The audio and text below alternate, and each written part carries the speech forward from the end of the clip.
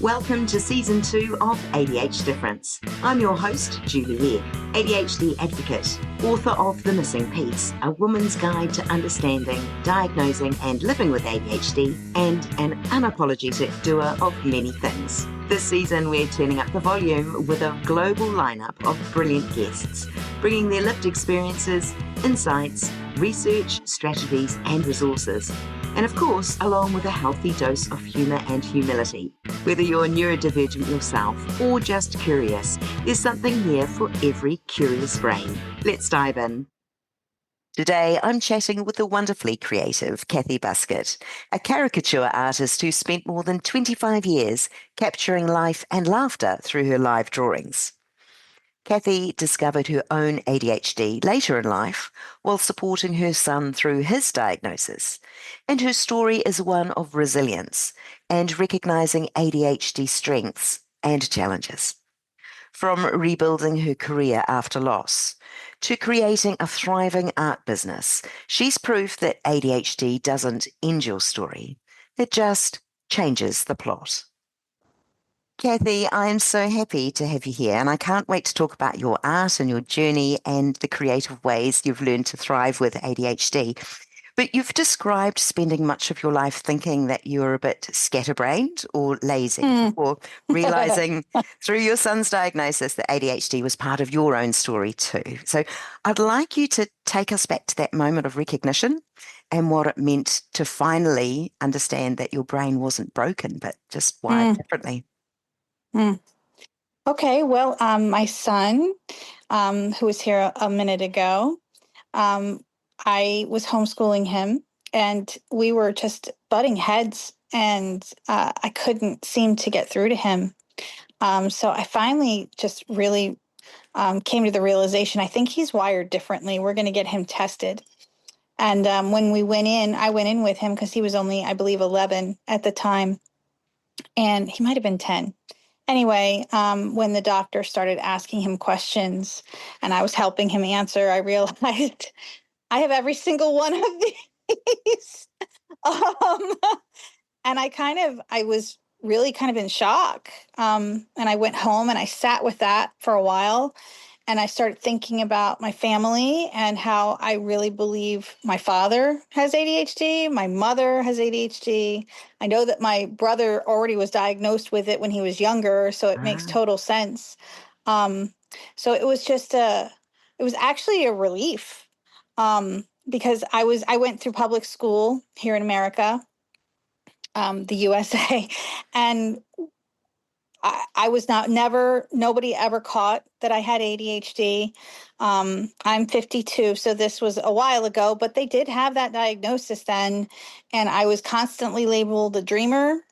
It was put on my report card, she's a dreamer. And I remember wondering, why is that a bad thing? Now I understand it meant that I was inattentive. But that's at the time I thought they just meant, I'm imaginative. But yeah, I really struggled with organization, with executive function all of my life, keeping papers together, doing any kind of homework, procrastination, all the things that go along with that. And I'm the inattentive type. My son is a combined inattentive and hyperactive. And we kind of butt heads sometimes because that hyperactive sets off my inattentive. But yeah, I think it was a relief. It's interesting. Many people diagnosed as adults will actually go through that process because a child has been diagnosed. So that's quite an interesting pattern. And also you mentioned the clashing. I think that's true. And often personalities that are quite similar can also clash when you've got the standard narrative of what society thinks, and then you're trying to battle with your own challenges, and then you see similar challenges, and it all can be quite a boiling pot. It can be an interesting time. So I completely relate to that. You were running your own business when your husband passed away at 43, and you stepped away to homeschool your kids, as you mentioned, but then you rebuilt a career from scratch on the Gulf Coast. And that's an incredible story of resilience. So I'd like to ask how did ADHD shape or kind of show up in that chapter of your life, both as a parent, but also as an entrepreneur starting over?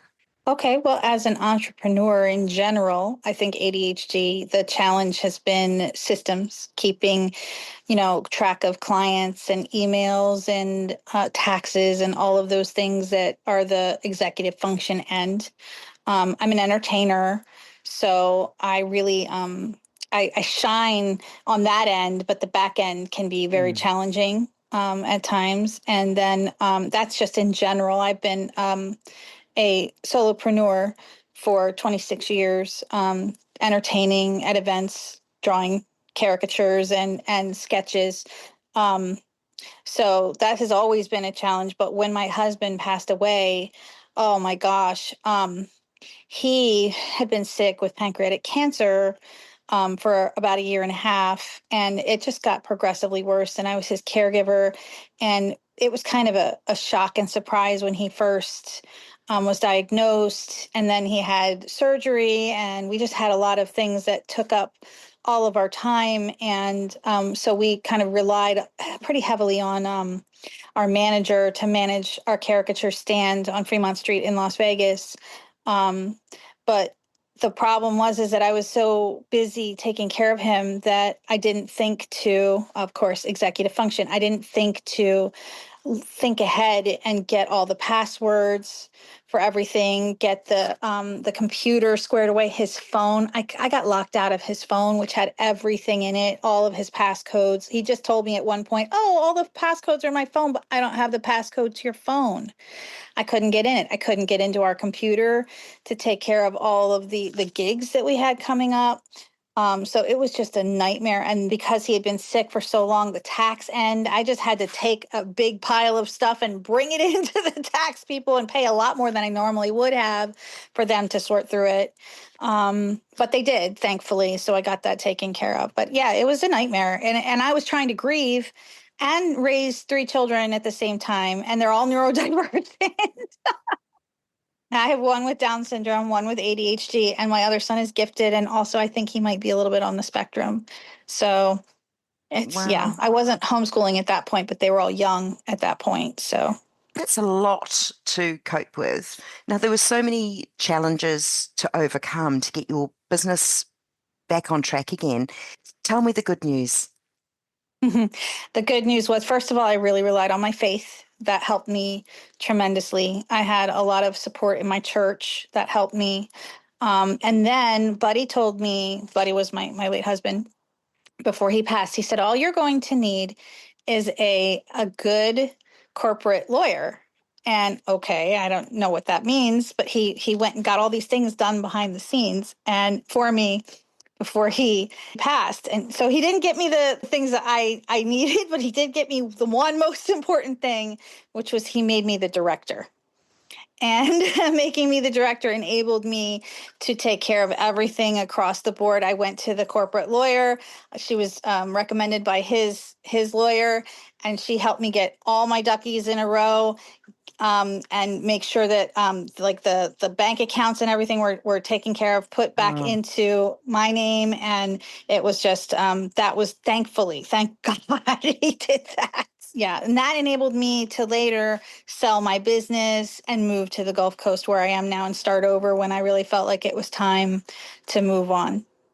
and on that, so you've built this thriving caricature business, and I understand you've been drawing more than 500,000 people at weddings and events and celebrations. So I'd love to know what's lighting you up about your work today and how ADHD has become part of that creative process for you. So ADHD is my superpower.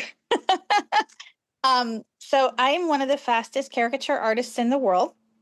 And I honestly, that's the truth. We have caricature conventions every year, and a few years back, actually, it was more than a few. But I went to one of the conventions, and I came in fourth place in the world. And the people that were faster than me were all from Asia. So I guess at least that year, I was the fastest in the West. But that enables me to have an edge on everyone else because I can draw more people. And that's what people are looking for at these large events, especially weddings, corporate events, where I've drawn for places like Samsung. My husband and I actually, we did the largest digital caricature event in the world for Samsung for the release of their Galaxy Note. Ah, And plenty of other events like that where just for, Fortune 500 companies, some of the largest weddings for, some of the dignitaries. And so that ADHD enables me to draw fast, to talk, to tune out the background noise, because there's always so much noise and so much going on. I can focus right on, that hyper focus right on my customers that are sitting for me right there and then, and just draw them really quick in real time and joke with them, talk while I'm doing it, which nobody else seems to be able to do, and interact, which is a really big part of what I do, is the interaction. wow. And I guess almost impulsivity, that drive to draw and talk all at the same time. There's not that procrastination, I guess, popping in going, should I do it this way? Should I do it that way? It's just comes all in a big flood. I think that maybe I might have had some issues with that when I first started, but now it's kind of, what do they call it? Muscle memory. Wow. Yeah. That's amazing. Awesome. And so right now you're doing more of that and you've got more in your schedule and it's all happening? Yeah. I'm actually have so when I was in Vegas, I did all these large corporate events, and I have been segueing into doing more weddings, which I love because they're emotional.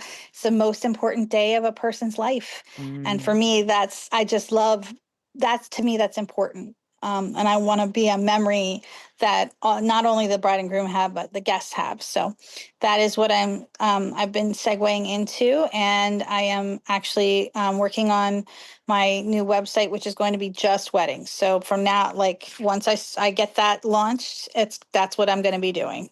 That's awesome. And any links I'll add to the show notes. So we'll have all of Okay. those details there for our listeners to read up on. Kathy, you've learned to work with your ADHD. As you said, channeling your hyperfocus into your art and building systems that work. Is there a particular habit or approach that's made a big difference for you in your world at the moment? Yeah, I think that so I suffer from insomnia. Mm, I think a lot of people do who have mm, ADHD because we've got those wheels constantly turning. So rather than just lying there in bed and trying to sleep, I'll use that. I'll use the time to work on creative projects. I'm working on a couple of different books right now. When I get bored oh, with one, I move to the other one. And I also use it to time to work on my business marketing. I get pictures of all the people that I draw and video, so I need to use that in my marketing. So I need to create all the things that I put out there. Um, so I just use it. I roll with it, flow with it, as you mentioned. I think that's amazing because half of the battle is battling against what we naturally want to do. And if we're up and about and we're feeling productive, what a perfect time rather than saying, I should be in bed, Mm. and toss and turn all night. So going with the flow, I really like that when it comes to sleeping, big time. You mentioned about your books. Would you like to Mm. chat about what books you're working on at the moment? Oh, sure. Okay. So I'm a bit of a perfectionist. So I've been working on one of them for over 25 years. Wow. Yeah, yeah. But it's because it's a historical fiction young adult book. And it is, working title is Mightier Than the Sword. And it comes from the phrase, the pen is mightier than the sword. So the historical fiction part comes in. I am half Cajun. The Cajuns were French who came to the Americas and settled before the English ever did. And so there was this French and English um, war we called it here the French and Indian War. Throughout the world, it was called the 7 Years' War, and it started in 1755. So this is like a chapter in our history that's kind of unwritten, Yeah. and it's always been written from the point of view of the English. Well, I'm French. So I'm writing it from the point of view of a young French peasant. I kind of fictionalized a person and made him a young adult Acadian settler.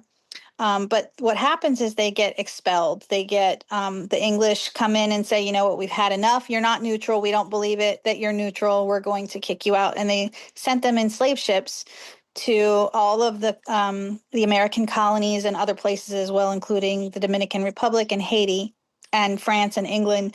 These were people that had lived there for 150 years. They were settled. They were not just people in log cabins that had come recently. They, you know, they had their lives, they had their farms, and they were completely disrupted. And not only that, but more than half of them died because they were just so ill treated.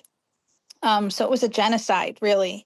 And so this is a chapter of history that people have never heard of, and I wanted to let it be known, but also kind of echo current events in a way. And so I've been just working on this and working on it. I have all of the chapters. Now get this, I have it written. It's all written. It's just in pieces. I worked so hard on the learning the history so I could tell you the history. I worked for years on that part. Then I worked on writing it and getting the characters and getting all the pieces together, then writing each and every chapter. But I don't do it in order because my ADHD brain won't let me. What happens is I'm lying in bed, suddenly a chapter that I already know about, I've said, okay, this is what's going to happen, but suddenly it comes to life and I have to write it down. My poor husband. But I have to write it down. And so then I start typing it. I have it all on my phone and all in my Google Docs. I'm just trying to get it in order. Once I get it in order and I feel like I've gone over it and gotten it all where I need it to be, then I want to go with traditional publishing. So that's the main project that I have. And then I also am working on a series of children's books that I'm illustrating. Fabulous. I love the way that you described your writing process. I guess at the end of it is the proofreading that's going to be tricky too, because once you've got it out of your head, it's done and dusted. You don't sort of feel that you need to go back and read every word to, again. Wonderful story. And I'm so happy that you've really hyper focused on such a niche topic. And Thank you. it's been in your brain for years, Mm-hmm. and it still hasn't been kicked to the curb, so to speak. If something's important to you and you have ADHD, you're going to pursue it, you know? And when you pursue it, then you go all in, right? I mean, when I learned how to draw caricatures, it was the same thing. I went all in, that deep dive, you know? Yes, yes. Because you've said that ADHD doesn't end your story, it's just changes the plot. You've said that before. So for someone who's listening, who's just received a diagnosis or feels Mm. like they're starting over, what would you like them to hear? Mm. I would say, first of all, you're not starting over. You're not starting over from scratch. You're just learning more about yourself, and you can use that to help you. I struggled so much, like I said, in school. I never did well in school, and I felt like I was stupid, and I'm not. I'm not, but I felt like I was because I couldn't be like everyone else. I always felt different. Learning about my diagnosis has helped me so much. Like you can hear what I'm speaking about it, that I know all the different aspects of it because I've learned. I did a dive into it, learned all about it, realized this is where I'm coming from. So this is why I have these strengths and weaknesses. Everybody has them, but I have learned how to use them to help me. And I feel like I'm successful, and I'm raising my kids, I'm homeschooling them, I've got my business. I feel like I've got pretty good balance with my life, and I'm happy. So that's really all we want, right? We just want to be happy. And that's really helped me a lot. So to learn about it. And that's what I would suggest, that if you're just learning about that you have this, it's not going to be limiting. You can do whatever it is that you wanted to do. You're going to need some different tools, I think, than other people have to help you organize and have that executive function, which is basically like the organization part of your brain. Like my organization part of my brain, other people's, I always thought that like they must have like a filing cabinet in their head and they can just go down it and find what they want, pull it out, and look at it. Oh, yeah, no, my brain doesn't work like that. I wish it did. It's very, but I think part of it is because I'm an artist too, or maybe I'm an artist because I have ADHD. I really don't know, but my brain is visual. So I categorize things in my head visually. So learning those things about yourself can really help you to become more successful. Thank you so much for that, Kathy. I Sure. agree. And I think often we fear the unknown. Mm, And once it is known to us, there's nothing to be afraid of. And we're natural sponges, aren't we? So we're going to soak in as much information on topics of interest as we possibly can true. and to learn about ourselves and to go forth with a new sense of confidence that it's all right, we've got this, we've got this. And as you Mm-hmm. said, knowing your strengths and your weaknesses, not just honing in on the weakness side of things Right. or the Right. challenging side of things, but really enhancing what makes us shine and what makes Mm-hmm. us wonderful people is so lovely to hear. Kathy, I just want to thank you so much for your time on the show today. I really appreciate that. Oh, you're welcome. I'm so happy to be here. Thank you for having me.